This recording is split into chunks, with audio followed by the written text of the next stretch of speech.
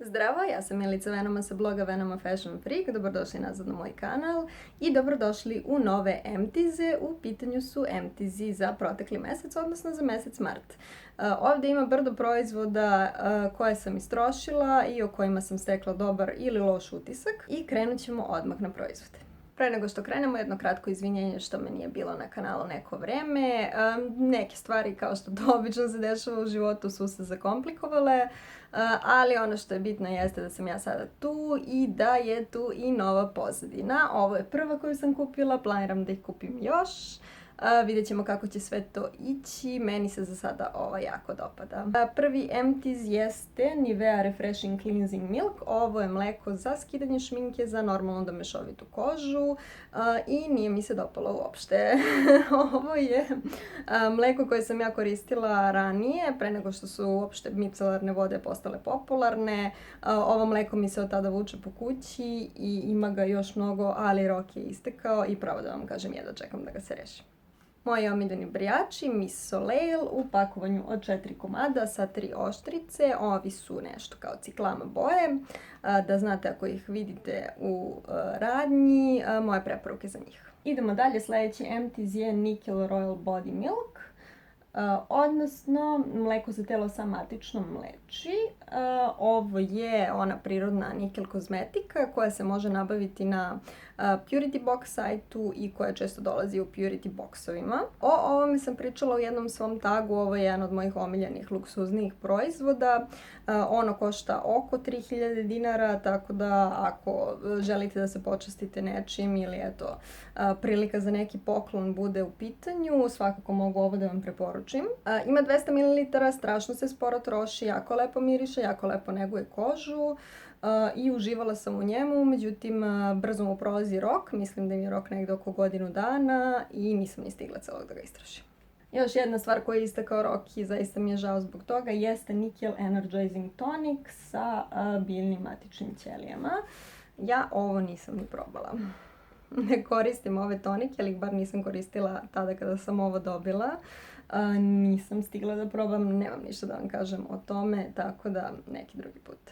Evo još jednog proizvoda o kojem imam sjajno mišljenje. U pitanju je anticelulit gel sa peeling efektom od Tanane. Ima 200 ml i košta negdje oko 500 dinara, ali slagat ću vas pošto je nestašica kod dobavljača. Ovo ima jak peeling gel, ranije je bilo neko drugo pakovanje i malo drugačija formula koja se meni više dopadala, međutim i ovaj je poprilično dobar. Vrlo jak peeling je u pitanju, ohladi vam to mesto koje tretirate i po mom mišljenju stvarno deluje.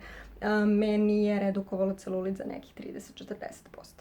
Koristi se tako što ga koristite svako veče 3 nedelje, pa onda pravite pauzu. I evo jednog anticelulit proizvoda koji sam istrošila do kraja, za koji stvarno smatram da ništa nije uradio. Ovo je preporuka koju sam dobila sa jednog YouTube kanala našeg poznatog, da je ovo strava stvar. Kupila sam na prošlogodišnjem sajmu kozmetike, ja mislim, možda čak i ranije. I istrošila sam ga celog i apsolutno nikakvu promjenu nisam primetila, tako da ove Evelyn tretmane anticelulit i slimming ću izbjegavati svakako u budućnosti. Tu je jedan dezodorans, u pitanju je Infacil Neutro Extra Delicato koji ne ostavlja fleke. Ovo je dezodorans koji sam ja pokupila u Italiji, bila je takva situacija da mi je dezodorans hitno trebao na putovanju jer nisam ponela svoj. Ovo je jedan od onih zdravih bez aluminijuma, ali iskreno nisam sigurna da li ga možete naći ovdje, tako da nećemo da dužimo njemu. Idemo dalje, sljedeća dva emptiza su pasta za zube, Signal White Now, jedan od mojih favorita večnih. Ali za malo osjetljivije zube tu je i Sensodyne Whitening. Cene su tu negdje, pravo da vam kažem, mislim da je ovaj Signal White Now mislim da je malo skuplji, međutim nije ni ovaj Sensodyne baš najjeftiniji. Imaju isto mililitražu, tako da dođe na isto. 2 laka za nokte idu u đubre, u pitanju je Opi Midnight in Moscow, on je uspio da mi se zgusne, nisam stigla da ga iskoristim do kraja, šta je tu je, ali mislim da mu više nema pomoći. I drugi je NYX Mate žuti, inače ovo je bilo u antifavoritima, ne znam zašto sam ga zadržala ovoliko dugo, svakako mi se nije dopao. Još malo šminke koja odlazi u đubre. Evo ga jedan Rimmelov tester koji sam davno dobila i kome je definitivno odzvonilo.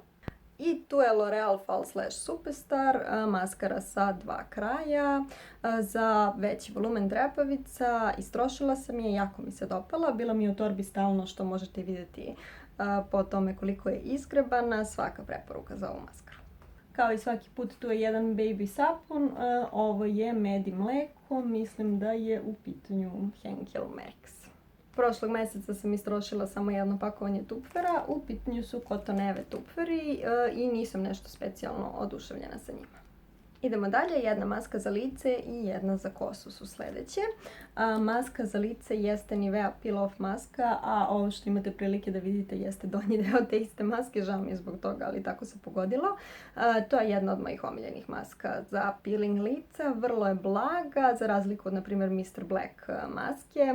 One crne, tako da ako imate vrlo osjetljivu kožu, možda je ovo bolji izbor. Maska za kosu jedna od mojih omiljenih jeste Still Argan Mask za intenzivan sjaj kose. Posle ovoga kosa vam se sjaji kao luda. Tako da preporuke za ovo, ne morate stalno da je koristite, ali recimo za neke specijalne prilike, cena je negdje oko 100 dinara, tako da je totally worth it. Tu su i 2 testerčića parfema iz nekih časopisa, jedan novi od Lancoma u ovom simpatičnom testeru, on mi se dopao, a moram priznati da mi se i drugi dopao, u pitanju je L'Occitane novi parfem. Kako znate da trošim brdo maramica, ne odvajam se od Valentina maramica zato što su mi dobre i ujedno najpovoljnije pošto kupujem zaista veliku količinu. Tu su također i 3 Garnier maske u maramici, zelena i 2 roze. O ovim maskama ću vam pričati više u svom videu o omiljenim maskama za lice, tako da to, ja mislim, izlazi sljedeće nedelje. Dođite u isto vrijeme sljedeće nedelje i taj video će biti tu. Još jedna stvarčica koja ide u đubre jeste Panthenol sa vitaminom E u gelu. Ovo mi je bilo super, međutim nisam stigla sve da istrošim i mislim da mu se formula malo promenila, tako da se opraštam sa njim. I druga stvar, L'Occitanova krema sa shea butterom za suvu kožu. Ovo je neko manje pakovanje, odlična kremica. I za sam kraj Batiste Dry Shampoo Floral and Fruity Blush. Ovo je moj omiljeni suvi šampon trenutno, pored Sajosa, jako mi se dopao, jako lepo miriše i dobar posao radi. Hvala vam što ste odgledali ovaj video, nadam se da vam je bio koristan i vidimo se sljedeće nedelje u novom videu. Ćao!